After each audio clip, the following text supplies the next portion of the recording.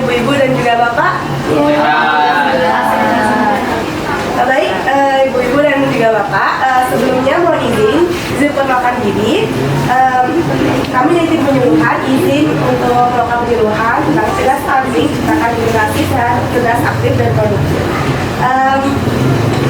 Saya selaku moderator, perkenalkan nama saya Diana Kusuma dan Lili Agustina sebagai presentator. Kemudian ada operator itu Tasya Dea, kemudian ada di belakang sebagai fasilitator itu Lydia Tirza. Kemudian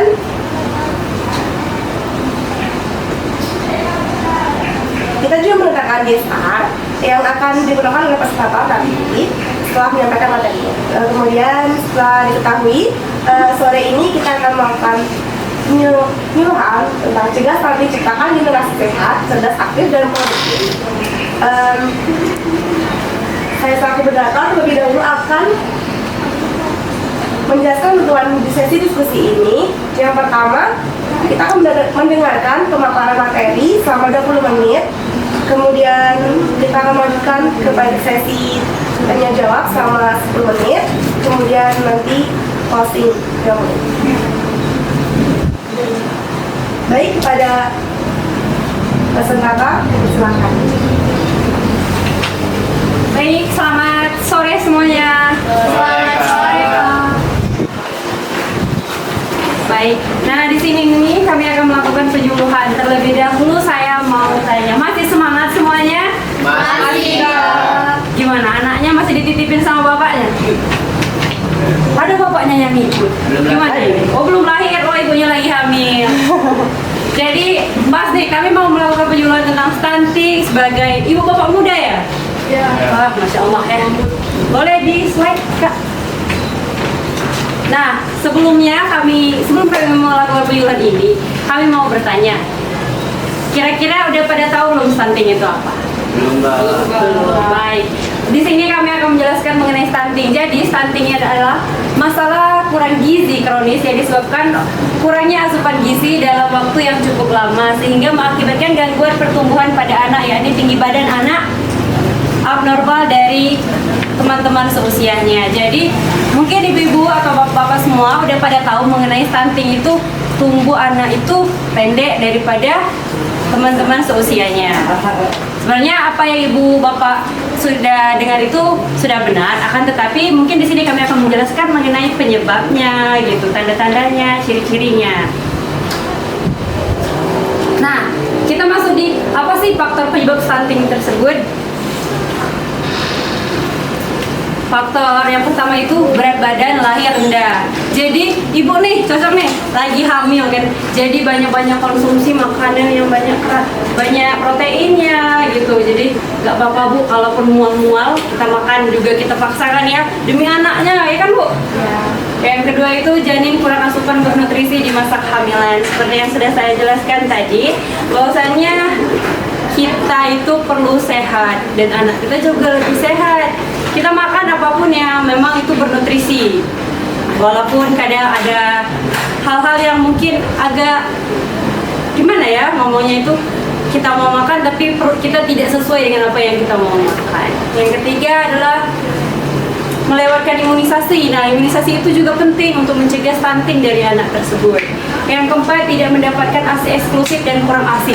Nah, bu, kita itu sebagai, mungkin kita bekerja ya, jadi sebagai wanita karir, tapi kita tidak boleh juga meninggalkan anak-anak kita. Kita harus memberi ASI eksklusif itu maksimal 6 bulan lah ya. Nah, jadi anak-anak itu penting mendapat ASI. Kecerdasan anak itu juga berpengaruh dari ASI-ASI yang ibu berikan. Walaupun bekerja, masih kita bisa menyempatkan waktu untuk mengasihi anak tersebut. Nah, kita masuk di sesi apa sih dampak stunting pada anak? Yang pertama, perkembangan dalam proses pembelajaran dapat menimbulkan penurunan IQ non-verbal. Ibu-ibu mungkin tidak mau kan anak-anaknya IQ-nya berkurang gitu kan dibanding yang seusianya. Yang kedua, kelemahan dalam berolahraga. Yang ketiga, lebih mudah terkena penyakit. Nah, mulai dari imunisasi yang ditinggalkan, berimpact lah tadi kepada olahraganya berkurang, semangatnya kurang. Ada juga tuh mengantuk gitu ketika belajar. Apa sih ciri-ciri anak yang menderita stunting? Nah, tadi tuh mungkin daripada ibu-ibu dan bapak-bapak tahunya dari anak yang mengenai stunting itu tubuhnya pendek saja. Nah, di sini kami akan menjelaskan ciri-ciri lainnya. Nah, betul tadi. Yang pertama itu bertumbuh pendek, yang kedua sering sakit. Jadi ibu-ibu dan bapak tentunya peduli terhadap anak.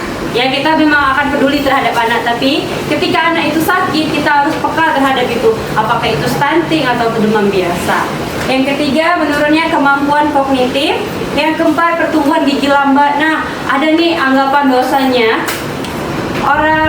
anak kecil yang giginya itu terlambat tumbuh tapi duluan jalan katanya. Tapi kan kita tidak bisa memahami mitos yang belum tentu kebenarannya. Jadi di sini, kalaupun anak itu terlambat giginya tumbuh, jadi ibu-ibu tuh peka gitu, periksa kenapa ya anak saya, jangan sampai terkena stunting dulu baru periksa. Terus yang kelima, kesulitan belajar dan fokus. Nah, ada anaknya yang ngantuk, mudah lelah, nggak suka olahraga, banyak yang impact dari stunting tersebut. Bagaimana cara mencegah stunting? Nah, pas nih, ibu yang lagi hamil, penuhi kebutuhan gizi sejak hamil. Terus dia membiasakan pola makan sehat, memberikan ASI eksklusif sampai bayi berusia 6 bulan.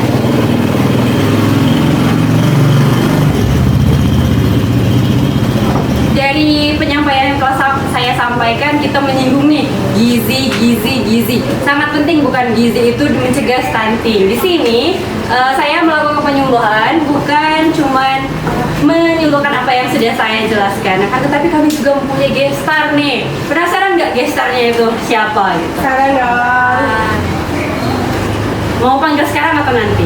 Sekarang dong. Oleh ini ada Irfan Fazrul Pratama dari gizi dari rumah sakit terkenal nih di Bengkulu. Baik, silakan Irfan. Baik, ibu-ibu dan bapak sekalian, apakah masih semangat? Masih.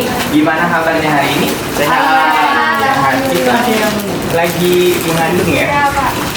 Baik, berhubung materinya apa ya ini? Tentang stunting ya? Iya, stunting. Baik, ini kami sudah memberikan, ibu-ibu sebelumnya udah tahu belum yang dipegang itu apa? Sudah gitu? Belum tahu ya? Nah, jadi itu adalah PMT. PMT adalah pemberian makanan tambahan yang bertujuan agar untuk meningkatkan status gizi anak-anak dan juga status gizi ibu itu sendiri. Nah, pemberian makanan tambahan ini dapat berupa makanan lokal dan juga makanan protein.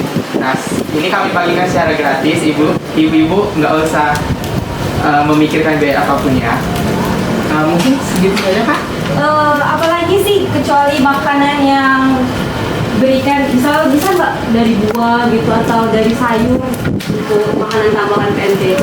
Seperti yang sudah saya jelaskan tadi ya, PMT ini juga dapat berupa makanan lokal, ya itu termasuk buah-buahan dan juga snack-snack kayak gitu. Jadi ibu-ibu nggak usah terlalu terpatok ke apa yang kami berikan, ibu bisa menggantinya dengan makan buah, makan sayur gitu yang tinggi protein. Bisa kalau ibu-ibu mungkin lagi ada, jangan utang lah ya kita nyebutnya, tapi ada pinjaman gitu. Pinjam juga. Jadi ibu-ibu jadi nggak bisa beli ayam atau ikan, kita bisa ganti dengan tahu atau telur. Mungkin itu penyampaian dari kami berdua. Kami kembalikan kepada saya. Baik, terima kasih kepada narasumber kita yang sudah menyampaikan materi yang sangat luar biasa. Mohon kasih tepuk tangannya dong. Baik, dan kita lanjut ya dengan tanya jawab. Dan yang akan bertanya itu boleh tanya tunjuk tangan dan jangan lupa untuk menekan diri. Kemudian pertanyaan nanti akan dijawab oleh narasumber kita. Baik, ada yang ingin ditanyakan? Terima kasih, Ibu. Mohon perkenalkan diri. Perkenalkan, nama saya Indah Fadila Maulina. Di sini saya ingin bertanya, kan saya punya anak baru berusia 1 tahun, dijaga sama bapaknya sekarang. Kira-kira apa sih yang menjadi ciri-ciri dari anak yang berpotensi stunting? Oh iya, ibunya saya izin berdiri ya. Jadi ibunya peka nih terhadap anaknya baru berusia 1 tahun. Karena kan kita mengetahui anak itu stunting atau tidaknya dari umurnya masih sangat baru lahir hingga dia 5 tahun. Jadi ibu ciri-ciri dari stunting itu pertumbuhannya melambat gitu. Wajahnya tampak lebih muda daripada seusianya. Jadi kalau ibu-ibunya mungkin melihatnya lucu, tapi kita harus peka bu, siapa tahu itu adalah salah satu dari gejala dari stunting. Terus juga pertumbuhan giginya lambat seperti yang sudah saya jelaskan tadi. Mungkin ada penjelasan yang dari daerahnya gitu, mitos-mitosnya yang sudah saya jelaskan tadi. Tapi ibu nanti dicek lagi kan anaknya itu baru 1 tahun kan. Jadi giginya nanti kalau tumbuhnya dengan normal, alhamdulillah itu. Terus yang keempat, berat badan anak tidak naik atau cenderung turun.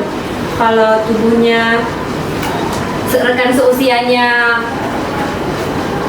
10 kilo, terus anak ibu ber-6 kilo, ibu peka tuh bu, jadi ibu periksa lagi tuh ke rumah sakit terdekat. Atau boleh nih nanya sama Pak Irfan nanti di rumah sakit dekat sini lah bu nanti ya.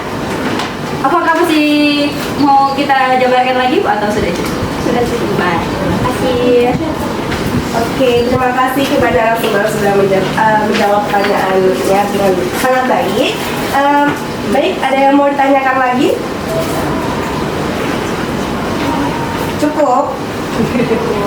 Oke, kalau misalkan nggak ada yang tanyakan lagi, berarti kan sudah paham kan tentang apa sih itu tentang stunting. Boleh dong kalau misalkan saya mohon izin untuk bertanya tentang bagaimana sih itu stunting atau apa sih yang ibu ketahui tentang stunting.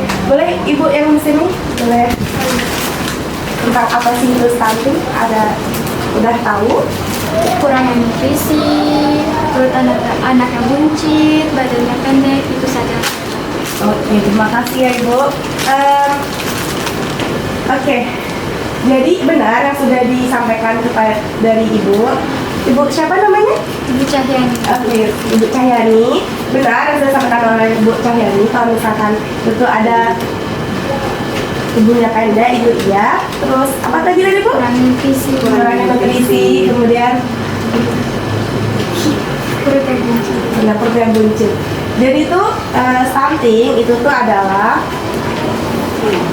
masalah gizi kronis akibat kurangnya asupan gizi dalam jangka waktu panjang, sehingga mengakibatkan terganggunya pertumbuhan pada anak. Oke, mungkin cukup ya. Jadi karena waktunya sudah habis, jadi saya akan closing sekalian. Dari sekian, terima kasih sudah hari kami. Saya ucapkan mohon maaf apabila kami ada kesalahan, dan saya ucapkan terima kasih juga. Wabillahi taufiq wal hidayah. Wassalamualaikum warahmatullahi wabarakatuh. Waalaikumsalam warahmatullahi wabarakatuh.